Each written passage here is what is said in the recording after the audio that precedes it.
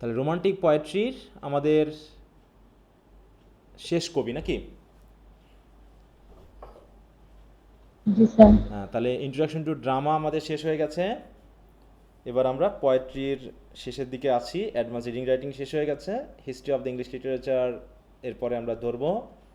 এটা শেষ হয়েছে, শুধু এখানে sociology Bangladesh, Bangladesh society culture, এটা চলবে। এটা তো মোটামুটি আমরা কিন্তু অনেকটা লাস্টের দিকে চলে আসছি আমাদের টেক্সটের দিকে।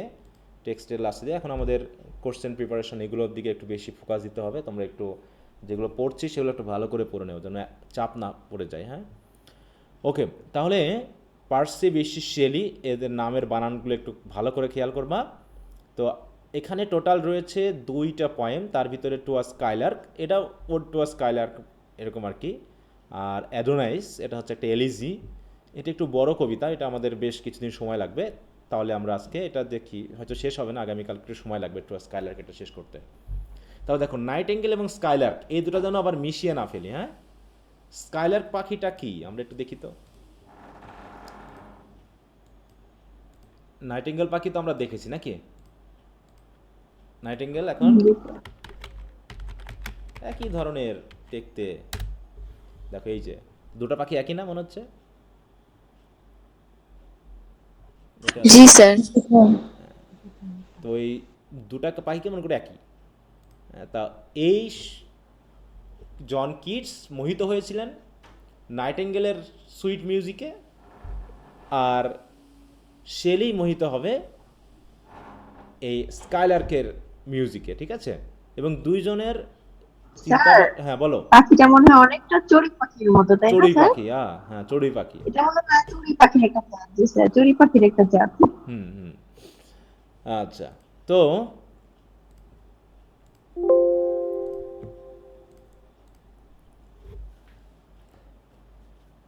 দেখো আমরা সরাসরি কবিতাটা পড়া শুরু করি, তাহলে বুঝতে পারবো যে এখানে কি কি আছে। আরে বাবা, এত সমস্যা হচ্ছে কেন? দেখো, তিনি hail to the blithe spirit. Hail মানে কি বলো তো? What is the meaning of hail? হুম, স্যার স্বাগত, ওয়েলকাম নাকি হ্যাঁ স্যার? ওয়েলকাম অভ্যর্থনা। জানানো, ঠিক আছে। তো হেইল, হেইলের অনেকগুলো মিনিং রয়েছে। আই হেইল ফ্রম, এই মানে কোনো জায়গা থেকে আসা অর্থে। আবার হেইল,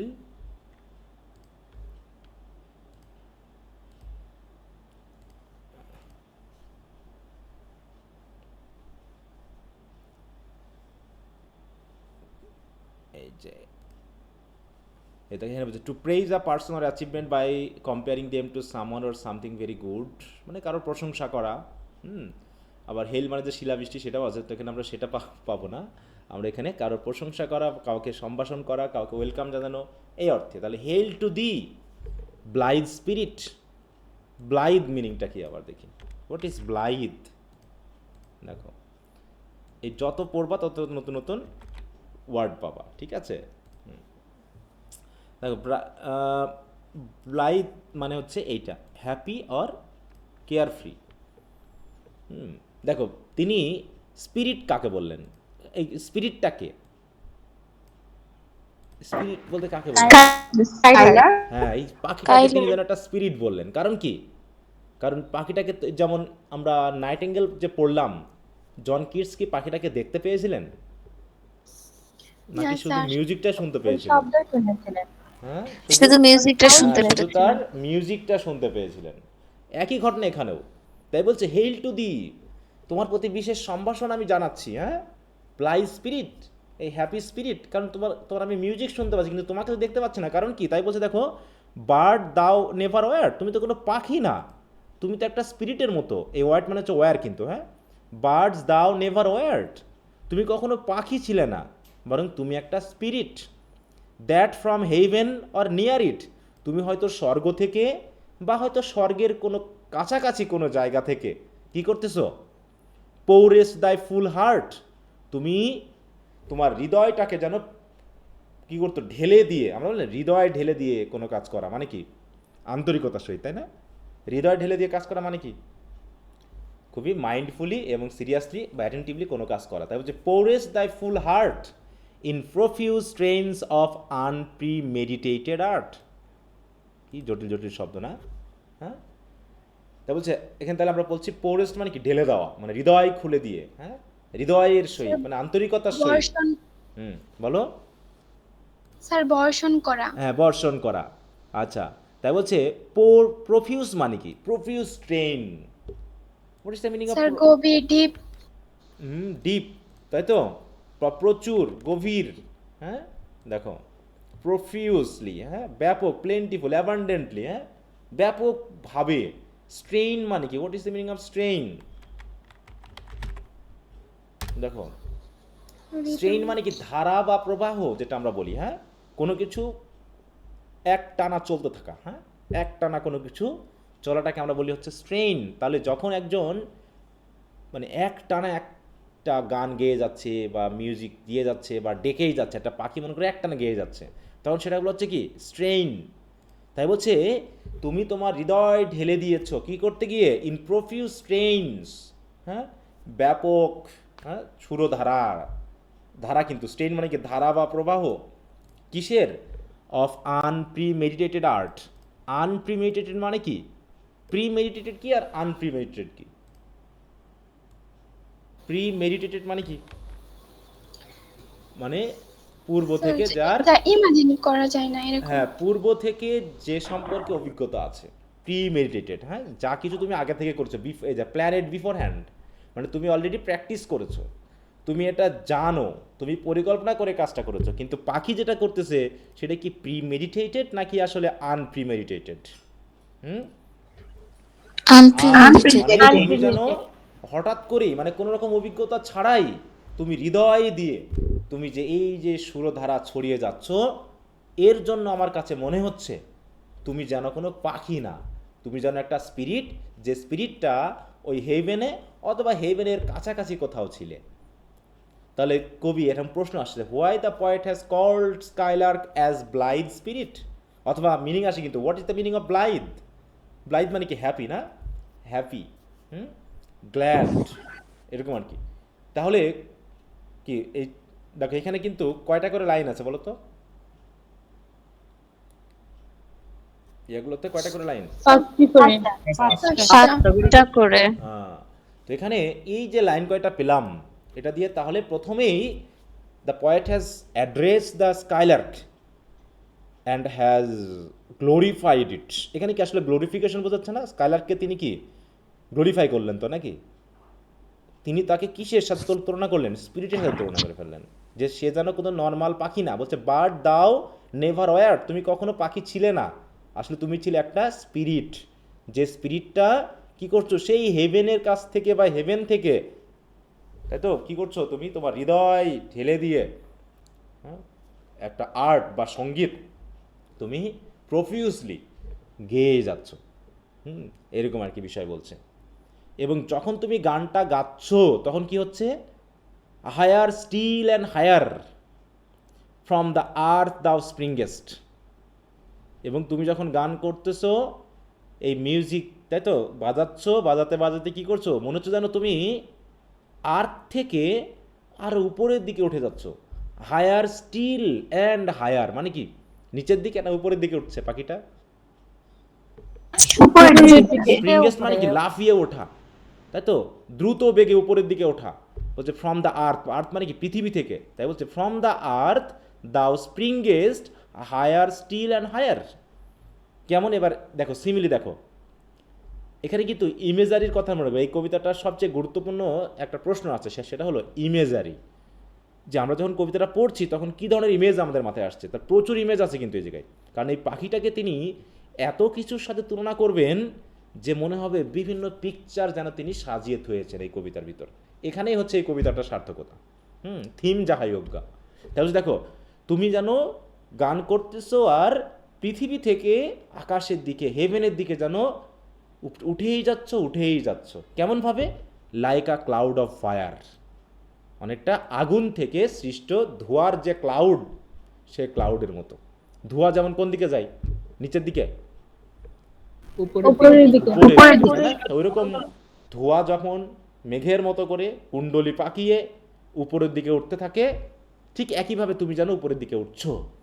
এবং the blue deep the wingest, the blue deep মানে কি? আকাশের দিকে, গভীর নীল আকাশের দিকে তুমি যেন উড়েই যাচ্ছ। উইং, উইং মানে কি? পাখা। তা উইংগেস্ট মানে কি? তুমি উড়ে যাওয়া। তুমি যেন ব্লু ডিপের দিকে বা আকাশের দিকে তুমি উড়েই যাচ্ছ, উঠেই যাচ্ছ। অ্যান্ড সিঙ্গিং স্টিল ডাজ শোয়ার অ্যান্ড শোয়ারিং এভার সিঙ্গেস, মানে তুমি যত উপরে উঠছো তত যেন গান করছো, আর যত গান করছো তত উপরের দিকে উঠছো, মানে তুমি খুব মনের সুখে গান গাইতে গাইতে আকাশের দিকে উঠে পড়ছো। এবং তুমি কত হ্যাপি, মানে তোমাকে দেখে মনে হচ্ছে তুমি খুবই প্রফুল্ল, তুমি খুবই আনন্দিত, এবং তোমার ভিতরে কোনো দুঃখ কষ্ট কিচ্ছু নাই। তুমি মনের সুখে গান করছো আর হেভেনের দিকে উড়ে চলেছ। ঠিক আছে? এরকম কথা বলার মানে কি? এত সুখ কবি কোথায় পাচ্ছে এই পাখির? কি কারণ হতে পারে বলো? ঘরের ভিতরে বেশি গরম হবে কখন বলো? ঘরের ভিতরে গরম কখন বোধ করি আমরা? যে ঘরের ভিতরে খুব গরম, কখন আমরা এমনটা বলি বলো তো? স্যার বাতাস অফ হয়ে গেলে। না, যখন বাইরে ঠান্ডা তখন ঘরে ঢুকে আমরা বলি ঘরের ভিতরে খুব গরম। বুঝতে পারছো? জি স্যার। হ্যাঁ, মানে কম্প্যারিটিভ, যে তুমি যখন বাইরে থেকে ভিতরে আসলা ঘরের ভিতরে, তখনই তুমি বুঝতে পারলা ঘরের ভিতরে খুব গরম, কারণ আসলে বাইরে ঠান্ডা। তার মানে কবি পাখিটাকে এত বেশি হ্যাপি কেন বলতেছেন? তার কাছে কেন মনে হচ্ছে যে এর মতো কারণ সুখী জিনিস কবি পৃথিবীতে? হ্যাঁ, কারণ কবি হ্যাপি না, হ্যাঁ, কবি হ্যাপি না। কবি কি ওই যে জন কিটসের মতোই। বেশি হ্যাঁ, জন কিটসের মতো একই, দেখো একই সেন্স, কিন্তু আমরা সেটা পাবো আর কি। আগে একটু পাখিটাকে একটু প্রশংসা করে নিক কবি। হ্যাঁ, কখনো স্পিরিট বলতেছে, হ্যাঁ, কখনো দেখো হ্যাঁ হ্যাপি ব্লাইথ বলতেছে। তো এরকমভাবে তিনি বলতেছেন যে পাখিটা আসলে খুবই সুখী। এবং কি বলছে দেখো, ইন দ্য, আরও দেখো তুলনা করে যাচ্ছে পাখিকে। এবার বলছে in the golden lightning of the sunken sun over which clouds are brightening, thou dost float and run like an unbodied joy whose race is just begun. এটা একটা স্টেঞ্জা। তাহলে তাহলে পাখিটা উঠছে আর গান করছে, উঠছে আর গান করছে, এবং সে যখন আকাশের দিকে উঠে যাচ্ছে তখন আকাশের ইমেজটা কেমন? In the golden lightning of the sunken sun. Sunken sun মানে কি? ডুবন্ত সূর্য মানে ডুবন্ত সান সেট হয়ে যাচ্ছে। তাহলে সূর্য ডুবে যাওয়ার সময় আকাশের রংটা কেমন হয়? অনেকটা গোল্ডেন লাইটিং হতে লাগে না? অনেকটা গোল্ডেন, লাল বা হচ্ছে সোনালী একটা কালার ধারণ করে। তো আকাশের এই যে অবস্থা, রং, ওভার হুইচ বলতেছে কি যে সানকেন সানের উপরে ক্লাউডস আর ব্রাইটেনিং, তাহলে একদিকে সূর্য ডুবে যাচ্ছে আর সূর্য থেকে এক ধরনের গোল্ডেন লাইটেনিং চারিদিকে বিচ্ছুরিত হচ্ছে, আর যে লাইটে আকাশে থাকা মেঘগুলো আরো বেশি উজ্জ্বল হয়ে উঠছে, ব্রাইটেনিং হয়ে উঠছে। শেষ হয়ে গেল?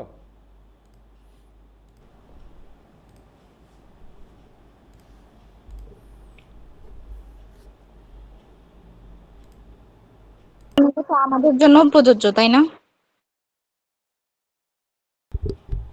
বলো কোনটা? এই যে অক্টোবরে যেটা শুরু করছি,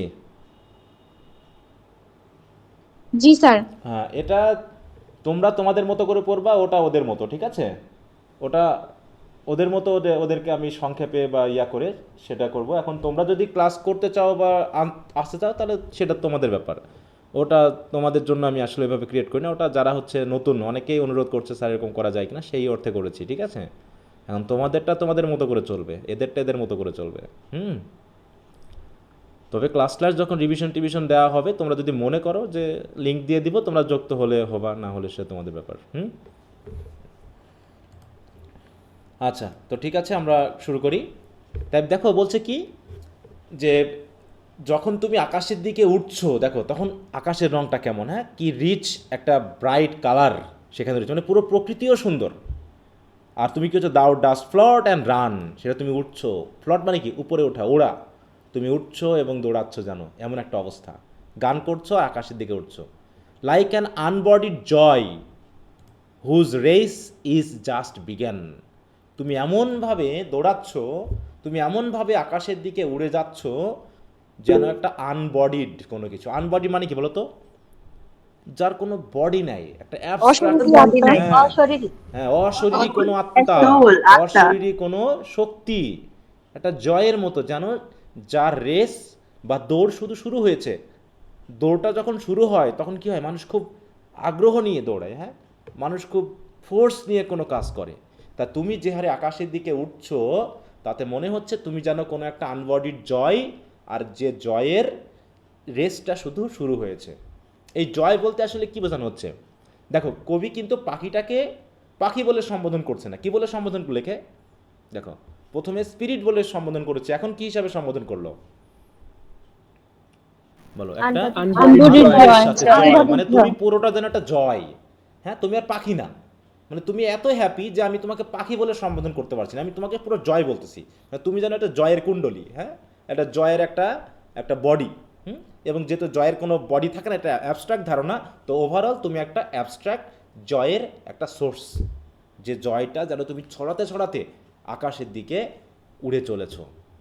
মানে তুমি কত প্রফুল্ল, তুমি কত লাইট, তুমি কত হালকা, যেন তুমি উড়ে চলে যাচ্ছ, হ্যাঁ, এরকম, মানে তোমার ভিতরে কোনো ভার নেই, কোনো চিন্তা নেই, কোনো রকম কোনো টেনশন নেই, হ্যাঁ, এইরকমভাবে তুমি চলছো।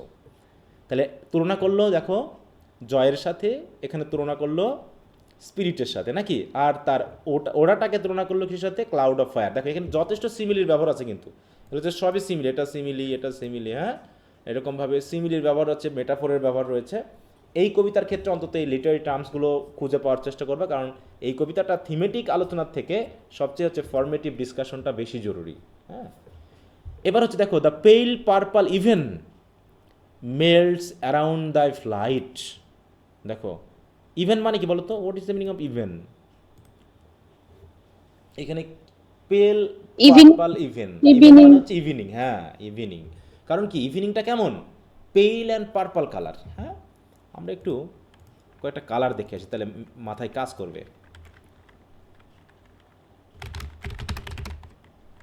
গোধূলি। হ্যাঁ, টুইলাইটের আমরা একটু কালার দেখি। এই যে দেখো, হ্যাঁ, যেমন পেইল এক পার্পল, যে গোধূলি একটা অবস্থা, হ্যাঁ, এই যেখানে দেখো পার্পল কালার না অনেকটা, তাই বলছে পেল অ্যান্ড পার্পল, পার্পল কালার, তাই বলছে যে দ্য পেল purple even melts around the flight. Flight মানে কি? ওরা, তুমি যে উড়ে যাচ্ছ, পুরো ইভিনিংটা যেন পুরো গোলে গোলে তোমার চারিপাশে পড়তেছে, মানে কালারটা, হ্যাঁ, কালার যেন তোমাকে মিশিয়ে ফেলতেছে, মেল্টস হয়ে যাচ্ছে তোমার আশেপাশে। কিসের মতো করে? Like a star of haven, আকাশের তারাগুলো যেমন আলো ছড়িয়ে পুরো হেভেনটাকে যেমন আলোকিত করে ফেলে, তেমনি এই সন্ধ্যার যে পার্পল, হ্যাঁ, পেইল পার্পল কালার, এটা যেন তোমার ফ্লাইটের চারপাশে মেল্ট হয়ে তোমাকেও যেন এরকমভাবে রাঙিয়ে তুলছে। যেমন, তবে কি হচ্ছে, in the broad daylight, বিশেষ করে স্টার কি করে? আকাশের তারা আমরা কি দিনে দেখতে পাই বলো? না স্যার। কিন্তু রাতের আকাশে সে কি করে? রাতের আকাশে সে কিন্তু পুরো আকাশটাকে আলোকিত করে, তাই না? তাকে রঙিন করে ফেলে। কিন্তু দিনে যেমন দেখা যায় না, তোমার অবস্থাও সেই রকম। তোমাকে আমরা দেখতে পাচ্ছি না, কিন্তু তোমার অবস্থানটা কিন্তু আমরা বুঝতে পারছি। তাই বলছি কি, দেখো, in the broad daylight thou art unseen. তাহলে আকাশের তারার মতো দিনের বেলায় যেমন তারা দেখা যায় না, তোমাকেও আমরা দেখতে পাচ্ছি না, দাও art unseen, but yet I here the শিল ডিলাইট। কিন্তু তোমার যে তীক্ষ্ণ মিউজিক, সেটা কিন্তু আমি শুনতে পাচ্ছি। তার মানে I can locate your presence just by the music you are creating, or the delight or the joy you are spreading, হ্যাঁ, অ্যারাউন্ড দ্য ওয়ার্ল্ড। তাহলে তুমি তোমার মিউজিকের মাধ্যমে, তুমি তোমার সুরেলা সঙ্গীতের মাধ্যমে যে আনন্দ চারিপাশে ওই পার্পেল কালারের মতো ছড়িয়ে দিচ্ছ, ঠিক তার মাধ্যম দিয়ে আমরা তোমাকে অনুধাবন করতে পারছি, তোমাকে আমরা লোকেট করতে পারছি, কিন্তু হয়তো বা দেখতে পাচ্ছি না ওই স্টারের মতো। স্টার কি দিনের বেলায় থাকে না নাকি? দিনের বেলায় তারা অন্য কোথাও চলে যায় আর রাতের বেলায় আবার আসে, এরকম কিছু থাকে, কিন্তু দিনের আলোতে দেখা যায় না। Yes, star has its own light. প্রত্যেকটা তারার কি নিজস্ব লাইট আছে, but in our solar system the sun is lighter than the stars. সুতরাং যেহেতু সানের লাইট বেশি, তাই আমরা স্টারের লাইটটা আপাতত দেখতে পাই না, কিন্তু উইথ দ্য, তাই তো, setting of the sun the light diminishes, তাই তো, লাইট কমে যায়, and star started to gives out its light, তাই তো, তারাগুলো তাদের আলো ছড়াতে শুরু করে। তাই বলছে ঠিক ওই রকম আকাশের তারার মতো তোমার অবস্থানটা আমরা বুঝতে পারছি, হয়তো তোমাকে দেখতে পাচ্ছি না। তাই বলছে দেখো, তাহলে এখানে তুলনা করলো কার সাথে? ওই আকাশের তারার সাথে। এবার দেখো বলছে কি, keen as the arrows of that silver sphere, whose intense lamp narrows in the white dawn clear, until we hardly see, we feel that it is here. এই পুরোটুকু কিন্তু আবার স্টারকে মডিফাই করা হয়েছে, মানে স্টারকে বর্ণনা করা হয়েছে কেমন? keen as the arrows of that silver sphere. Silver spare বলতে কাকে বোঝাচ্ছে? স্টারগুলোকে। স্টারগুলো কেমন? সিলভার, তাই না? এটা লাইট তারা যেন অ্যারোর মতো ছড়িয়ে দেয়। অ্যারো কি বলো তো? তীর। তাহলে আকাশে যে তারা থাকে, তারা লাইটগুলো আমরা স্টারের মতো মনে করি না?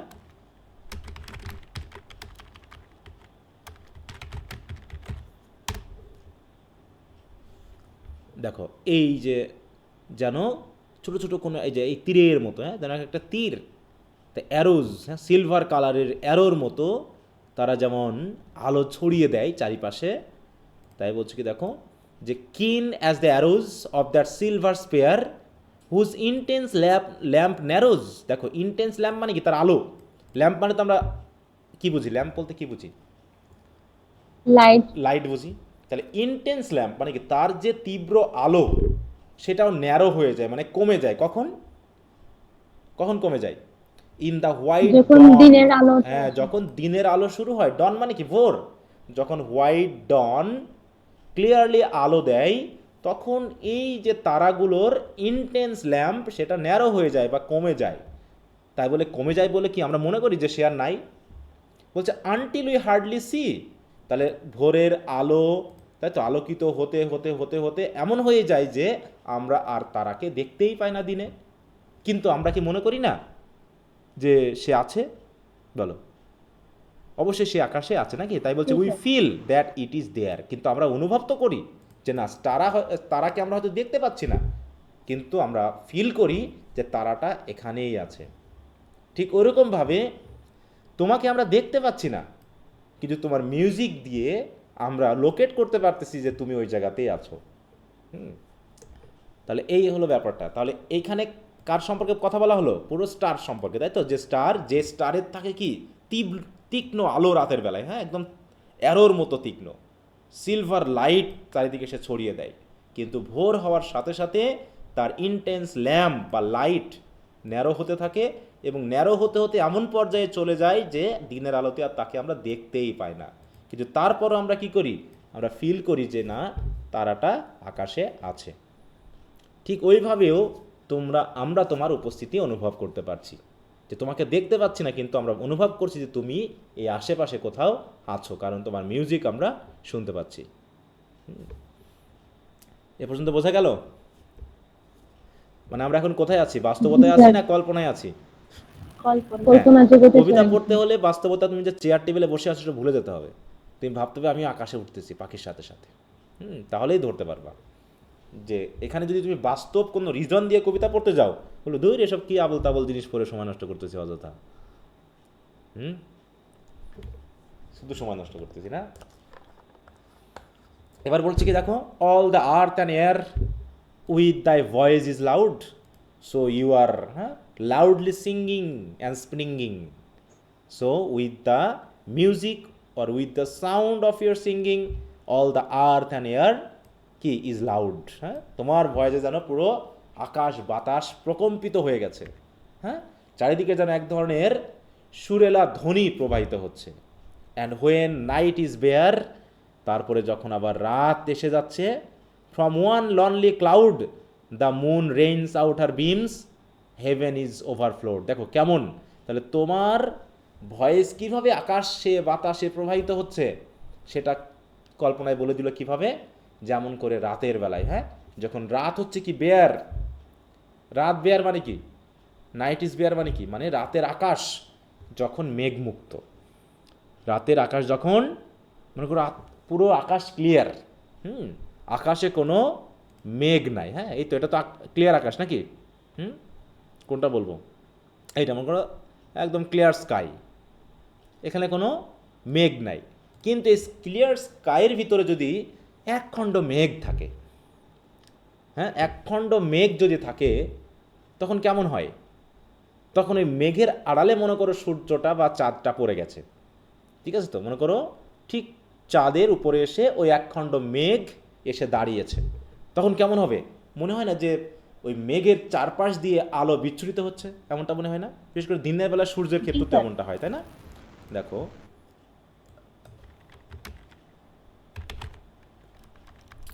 লিখতে এত সমস্যা।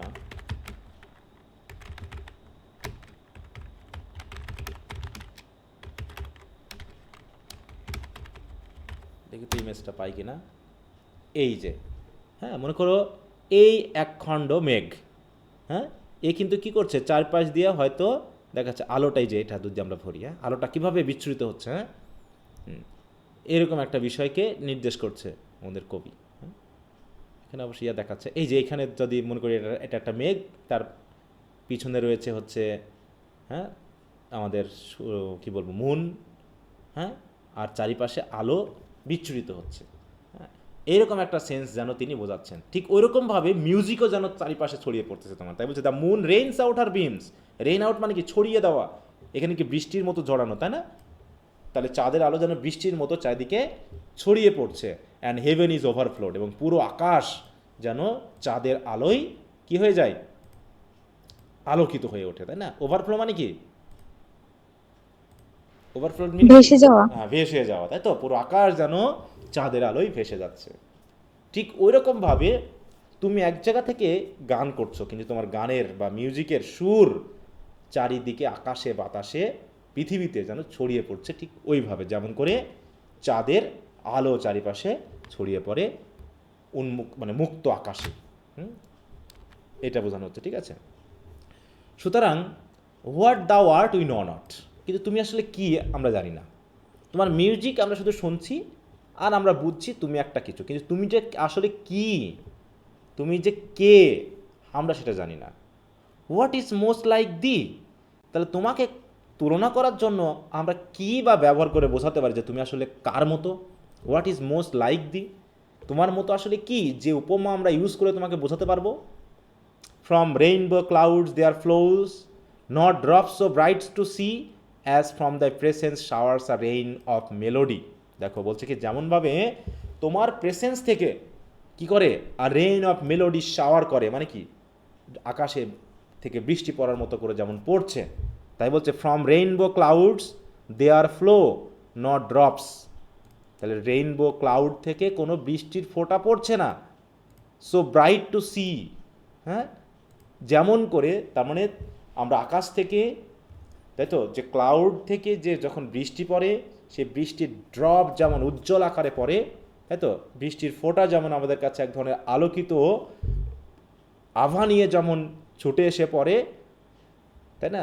তোমার প্রেসেন্সে সেই আভাটা অত উজ্জ্বল না, হ্যাঁ, কারণ কি, তোমার যখন তোমার মেলোডির শাওয়ার পড়ে তখন বৃষ্টির যে রেইনবোর বা যে রেইন, সেটা অত উজ্জ্বল হয় না। তার মানে কি, তোমার সুর, তোমার ছন্দ, তোমার যেন মেলোডি আরও বেশি ফ্লো করছে চারিপাশে, হ্যাঁ, এর কথা বলছে। From rainbow clouds there flow not drops of bright to see, বলছে এত ব্রাইট হয় না দেখতে, যেমনটা তোমার সুরের বৃষ্টি, হ্যাঁ, বা তোমার সুরের যে মূর্ছনা, যেমন তোমার উপস্থিতিতে যে ব্রাইটনেসটা চারিদিকে ছড়াচ্ছে, এরকম ব্রাইটনেসটা আমি তোমার আর কোথাও দেখি নাই, এরকম অর্থে বোঝানো হচ্ছে, ঠিক আছে?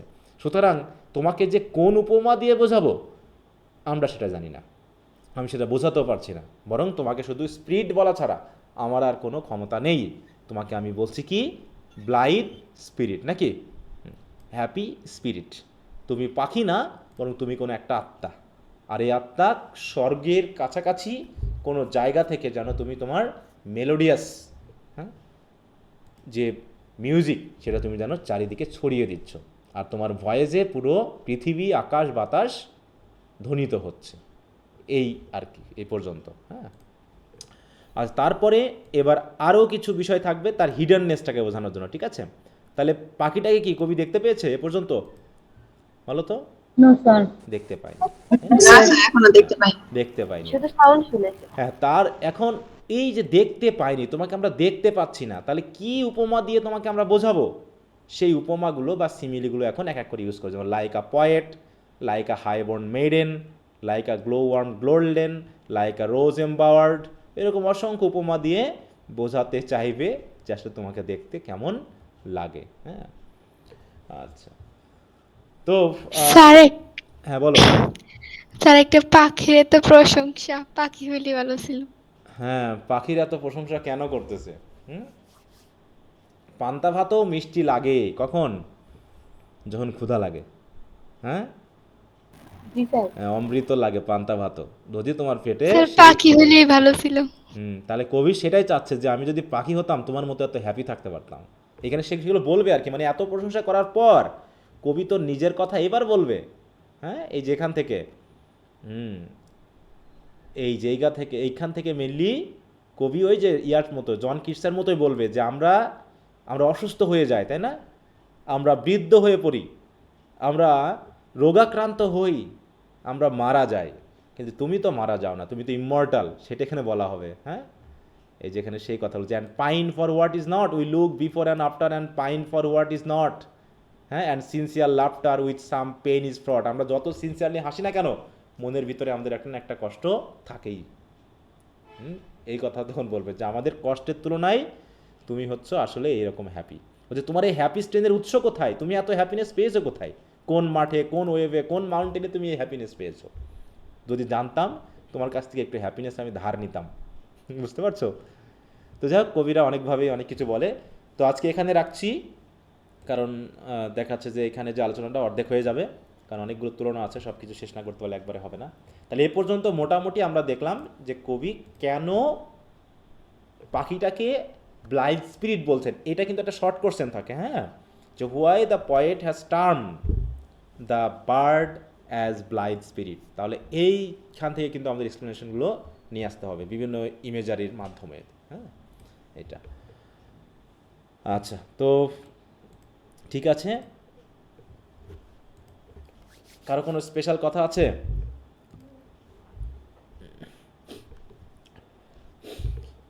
আচ্ছা, যদি না থাকে তাহলে আর স্টাডি প্ল্যান কি আমাদের জন্যই? কোনটা বলো? যেটা 1 তারিখ থেকে মনে হয় ইয়ে করার। না না, ওটা তো আমি বললামই, তোমাদেরটা এভাবে যেভাবে চলছে এভাবে চলবে। এটা তোমাদের এভাবে চলবে, ঠিক আছে?